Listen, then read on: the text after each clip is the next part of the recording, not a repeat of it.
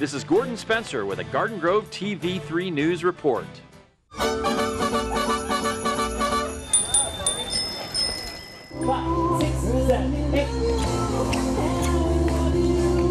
Ever wondered what the city of Garden Grove might look like without cars? This is it.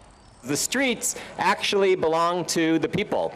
They're ours, and they're not just for cars. I'm riding down the middle of Garden Grove Boulevard on this beautiful Sunday afternoon, exploring Garden Grove in a whole different way, just like these folks are here on Main Street, riding and walking. Riding your bike on the street and feeling safe and carefree, you know, like everybody's a fourth grader, that's just a great experience.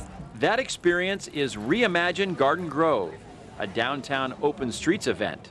It's part of the city's 20-year plan to bring about a great downtown area. What we wanted to do is to take some of those future ideas and try to create them in the present so people would get excited and enthusiastic and kind of catch the vision.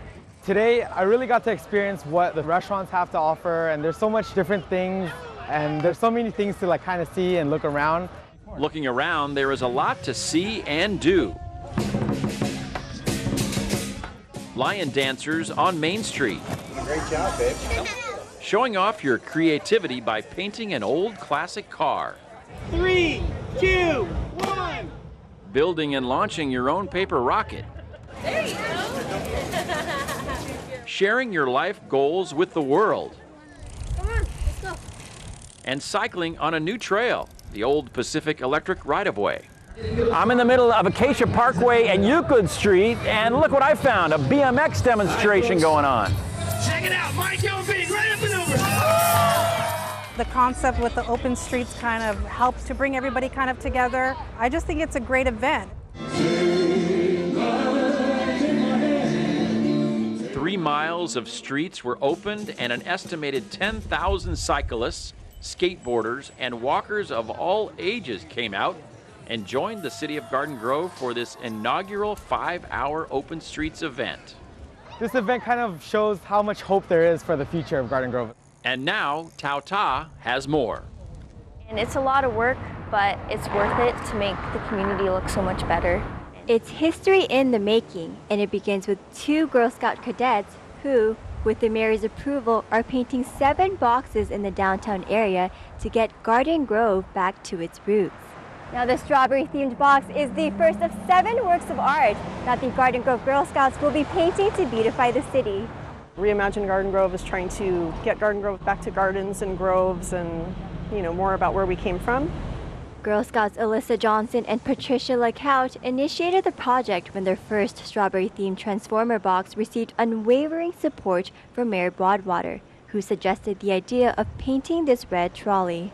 That helped the girls determine what they were going to paint on the boxes. Being able to do more like this, it's a lot bigger. Now on to their 4th box, Alyssa and Patricia are painting the historic red cars that used to run through Santa Ana in the late 1900s. Both are pursuing the Girl Scout Silver Award, an award that is earned for showing leadership in their community. We have done a lot of fun tasks that have helped people, like we've done coat drives and shoe drives, and it's just great to be able to help out. The girls' interest for the project came after Alyssa was on a family trip to Northern California. Alyssa was inspired by Transformer boxes in Gilroy that had depicted historical images of the city. She asked the help of her fellow troop member Patricia, who both now encourage others to give back to the community. When you are trying to help out your community, it doesn't take a lot of help. You just have to take the extra step and try, and someday you will succeed. The project came just in time for the city's Reimagine Garden Grove event, which is to envision what Garden Grove could be, and Alyssa and Patricia are helping the movement with 1 Transformer box at a time. This is Tau Ta reporting. Halloween just wouldn't be the same for Garden Grove without the annual Jack-o'-lantern Jamboree. Hit the star! Wow! I like to play games and win candy. The games, a photo op with Batman characters, and the costume parade got this crowd in the Halloween spirit. There was a spooky addition to this year's Jamboree called the Trail of Terror, with a surprise around every corner. Ah! And the frightening, fun surprises were what 10-year-old Angel Flores loved most. The excitement, you don't know what's gonna happen next. As spooky as it can get, Garden Grove resident Charlene Fravian is thankful for the safety an event like this at the Atlantis Play Center offers. It's nice to kind of come together in a safe place. It's enclosed, the kids can just have fun, and you meet with other parents, so it's just nice to have it in one location. To have the community come as a whole and enjoy basically a fun event in the city, something they could cherish, look back a few years when they get older and say, hey, I went to that event at the Atlantis Play Center. For many, like Raina Sung, what stands out the most at the Jamboree is The scary people, because I like the way they dress up, because I like when they have like the blood on their necks.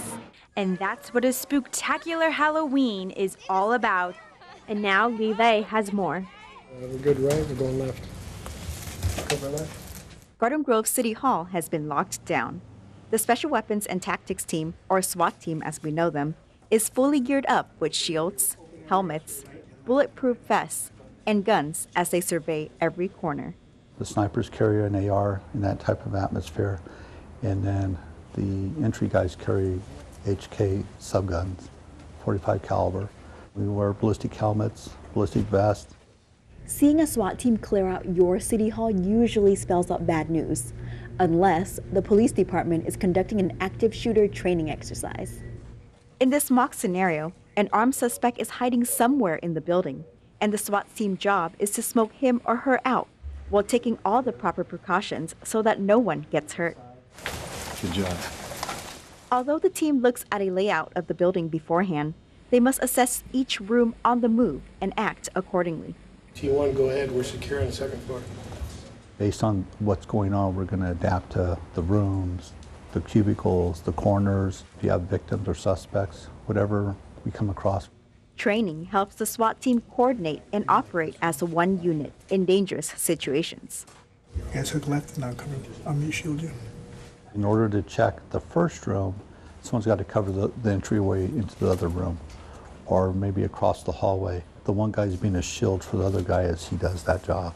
Garden Grove's SWAT team is part-time, so these active shooter trainings are especially important in keeping up with state standards and keeping the team sharp for worst-case scenarios. We train about 10 hours a month. The state standard is about 120 hours for us, so we try to get the 120 hours. When I asked Sergeant Martin if he thinks the Garden Grove SWAT team is ready, he lets history speak for itself. We've always done a good job. This is Lele reporting.